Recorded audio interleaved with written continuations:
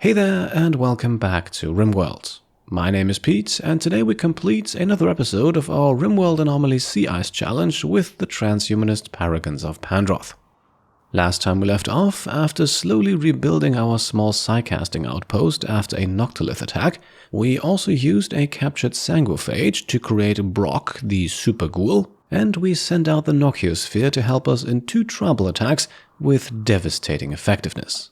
All of a sudden then, Light suffered a mental break and decided to entirely give up on the colony and his protege Elpis, who is now left all on his own to uncover the last secrets of psycasting, while Light has vanished, gone as suddenly as he appeared.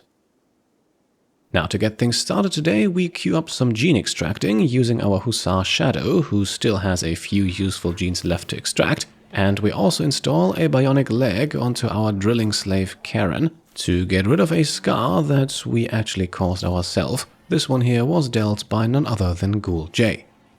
Now it is removed and so is a bit of Hemogen, advancing Nightshade's medical skill to level 18. And while we're on the topic of medical patients, let's take a brief look at our Ghoul Brock here, still in his regeneration coma. And despite literally being in a coma, the guy still has a melee DPS over 4. Compare that to J here, who is as healthy as a ghoul can be, and whose melee DPS is barely any higher.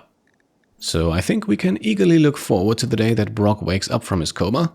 Until then, let's load up a drop pod with Maniac and Ellie, some food, some chem fuel and a few components, and we're going to send that pod over to this lump of compacted plasteel here, a mining site that we discovered a while back using the long-range mineral scanner. As the 2 of them arrive, they are also immediately ambushed. This was to be expected.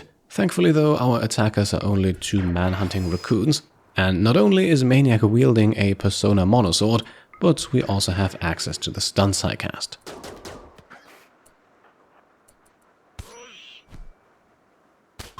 Unfortunately, he still suffers a small scratch, but his Viscalaire xenotype will make sure that he recovers quickly. So we can proceed as planned, with Ellie deconstructing some steel ruins for materials, while Maniac himself goes to town on the plasteel vein.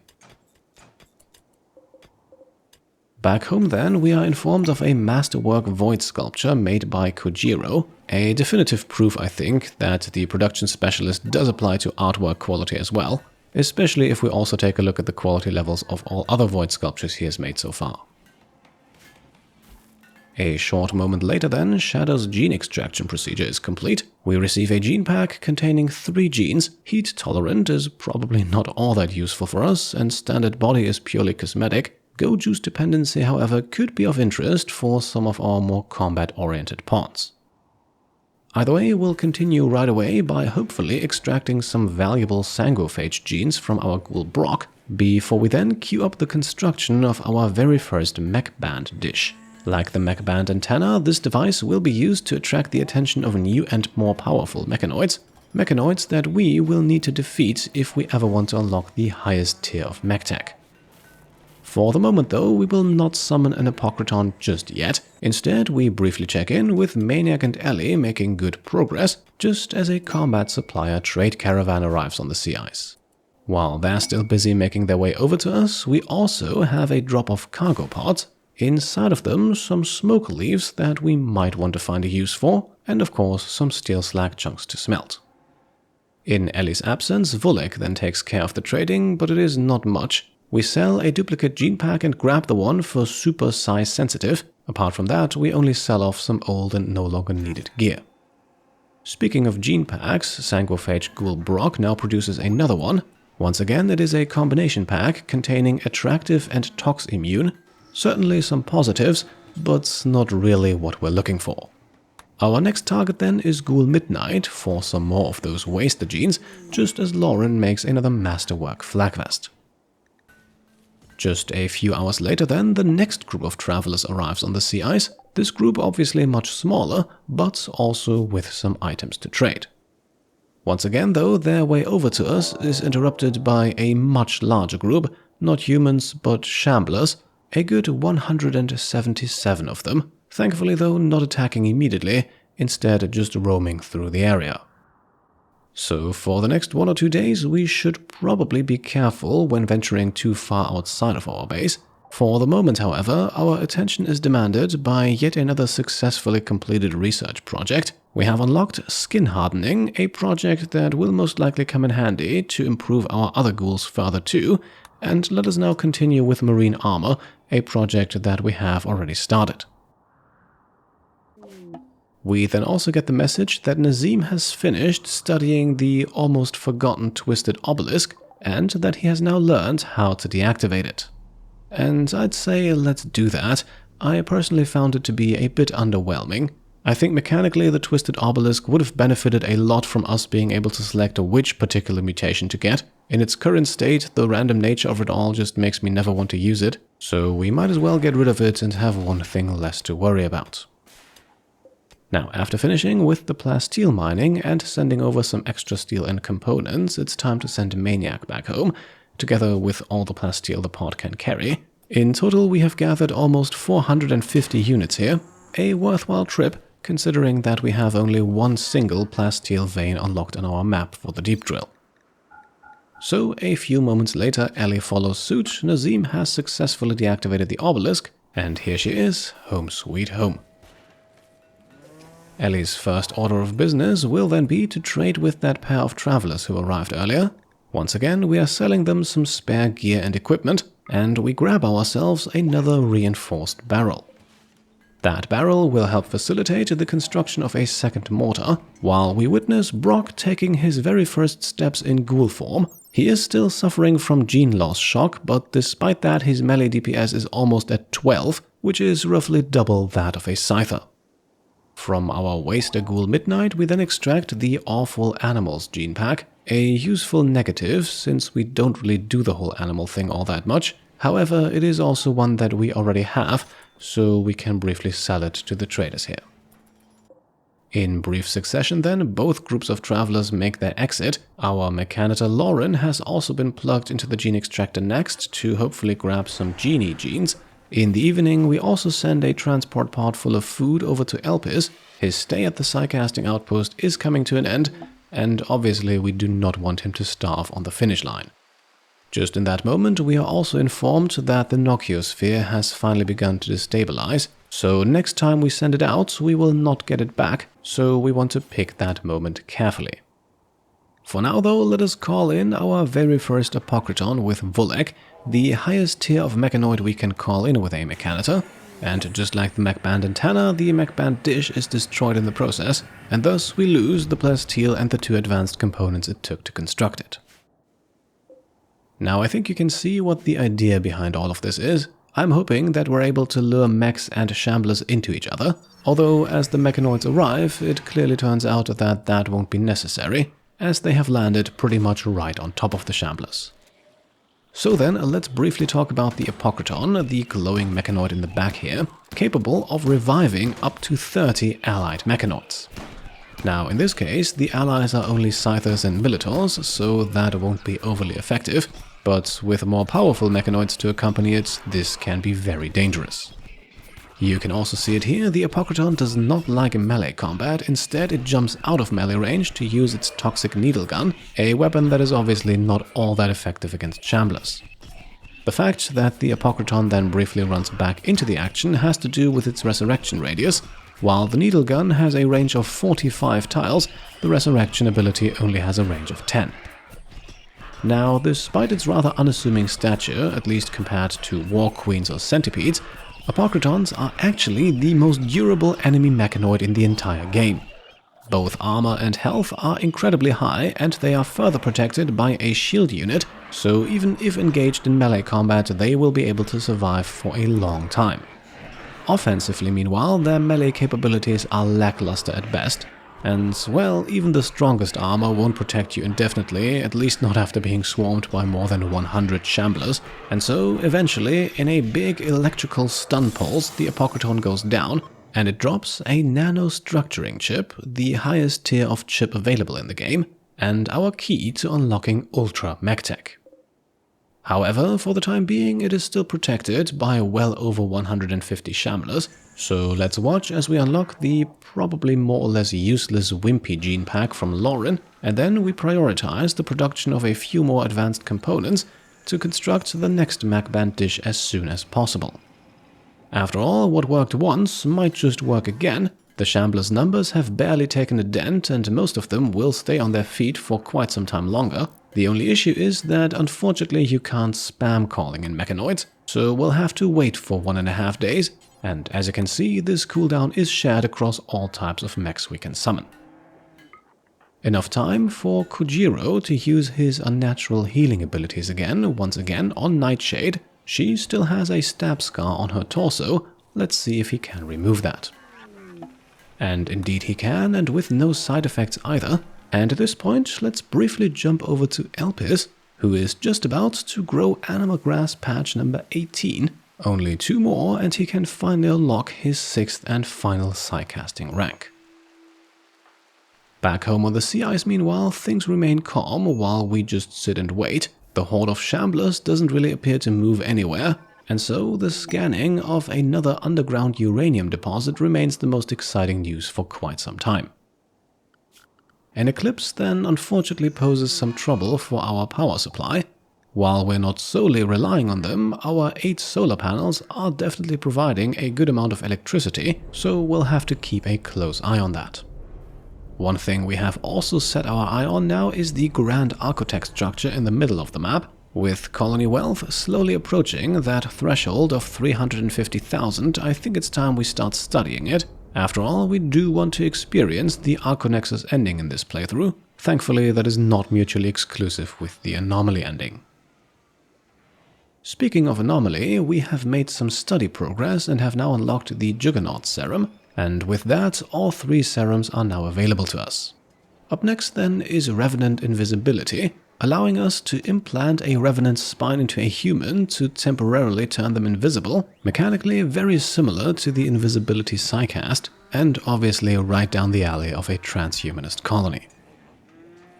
As you can see, the eclipse also extends out to our psycasting outpost, so the absence of light visualized in more than just one way, I guess. And how fitting is it that Elpis picks this exact moment to finish his meditation. The anima tree is now ready for the next and probably final linking ritual of this series, so let us advance our young prodigy to the highest psycasting rank possible. While Elpis performs the ritual, we also send another transport pod over to him, this one only containing 3 side trainers, the most important one, Farskip, which will be his way back home.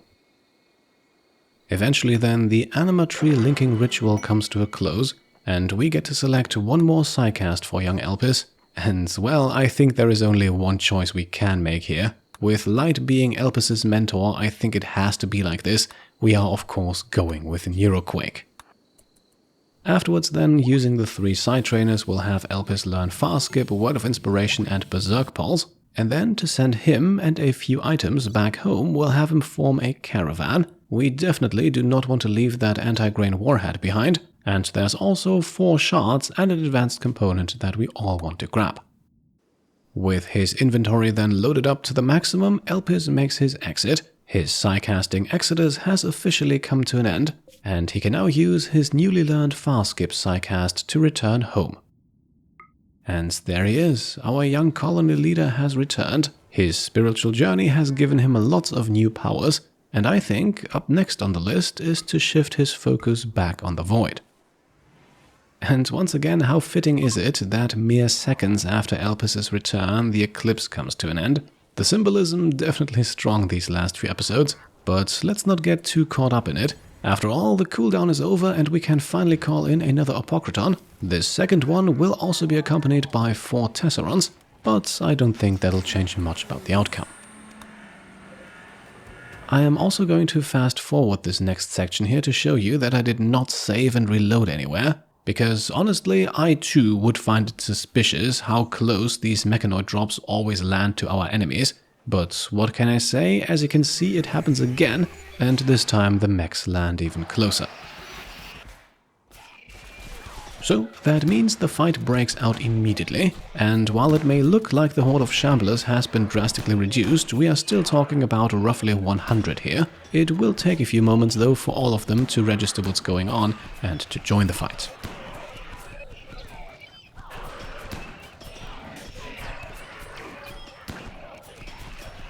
And well, with the outcome of this fight most likely not being radically different from the last, how about we use the fight as a backdrop for me to tell you that Pete Complete now has channel memberships. So if you're interested in supporting me and Patreon isn't your cup of tea, then feel free to check those out. You can find the join button below the video and on my channel page. The fight, meanwhile, is again going about as you would expect. A few more mechanoids to take out this time, but it looks like the Shamblers are taking care of it.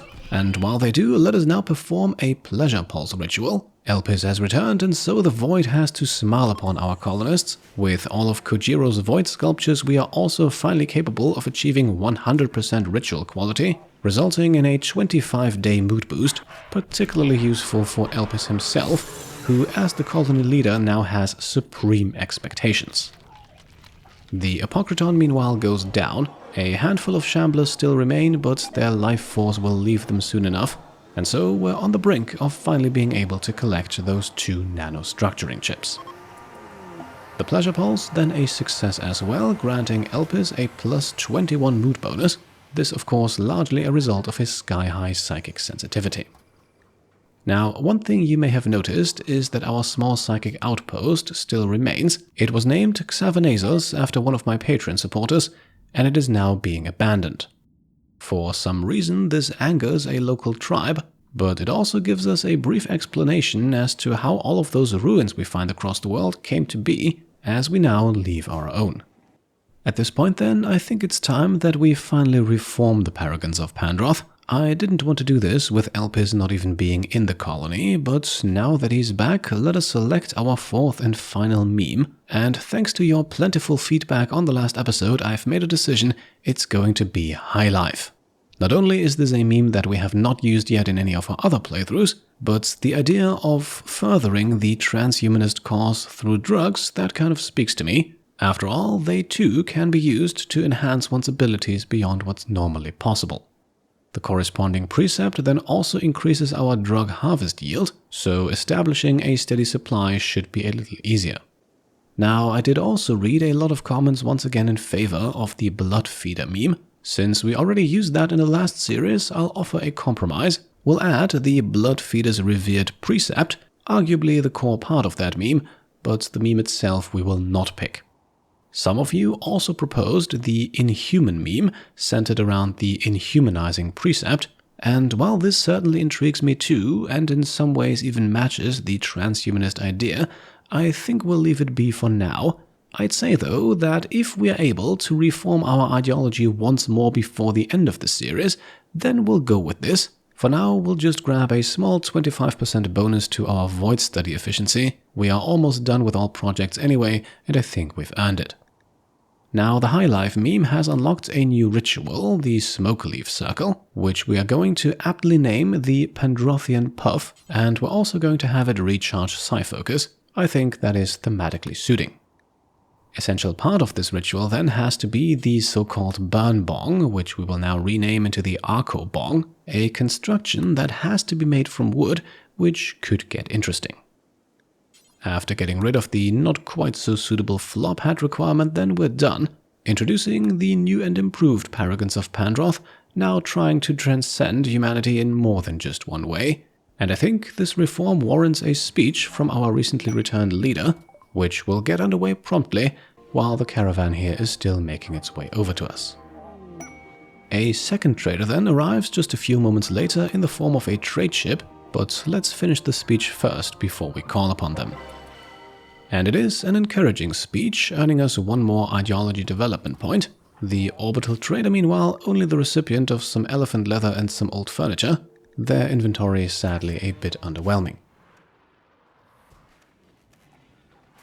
Our new drug policy, by the way, now looking like this. Pawns, including slaves, will be allowed to snort yayo once every 2 days, but only if their mood is sufficiently low.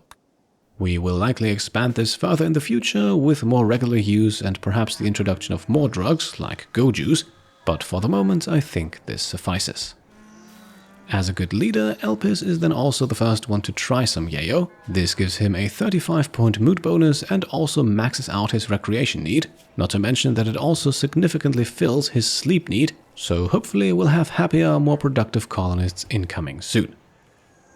Ellie then heads out to strike a quick deal with the other caravan. We are grabbing the Psy-Dull gene pack here, which is considered to be a negative one, and thus could be useful to balance out some positive ones on pawns that we do not plan to use as psycasters. All of a sudden then Shadow turns hostile, looks like we have just discovered her downside, and this could get interesting considering that she still has one charge of death refusal left. Nonetheless, in hand-to-hand combat with Ghoul Midnight she is still hopelessly outmatched, and this time Midnight shows no mercy. For round number 2 then, we send in Super Ghoul Brock, just to see how good he is, and well, to no one's surprise, the fight doesn't last long. And so the entire colony assembles to bury Shadow. It's a bit unfortunate that we did not at least get another high subcore out of her, but of course no one could have expected a betrayal so soon. Shortly after then, Lifterbot Cruxel brings back the first of 2 nanostructuring chips, and so Mechanitor Vulek can study it immediately to unlock the marvels of Ultra MechTech. And not only that, this chip also unlocks the Waste Pack Atomizer project, so we get 2 extremely advanced research projects for the price of just 1 chip. Ultra MechTech, you can see it on the left here, will allow us to construct some of the most powerful mechs the game has to offer, while the Waste Pack Atomizer is a safe way to dispose of toxic waste packs, although whether or not it's suitable for our needs remains to be seen. And so there we are, Elpis has returned, we have reformed our ideology, we are getting closer to unlocking new and more powerful mechanoids, and next episode I think it's time that we start tickling the void again. Let's put young Elpis's newfound powers to the test. For today then, we can wrap up the episode here, and we can do so with some fan arts by Gracie, depicting those final moments between Elpis and his mentor Light, a story that, in my opinion, just found a phenomenally Rimworldy ending. So thank you Gracie, and of course if you want to submit some fan art of your own, then you can do so. Simply send me an email to pete@petecomplete.com, or if you are a channel member or Patreon supporter, you can also use the exclusive Pete Complete Discord.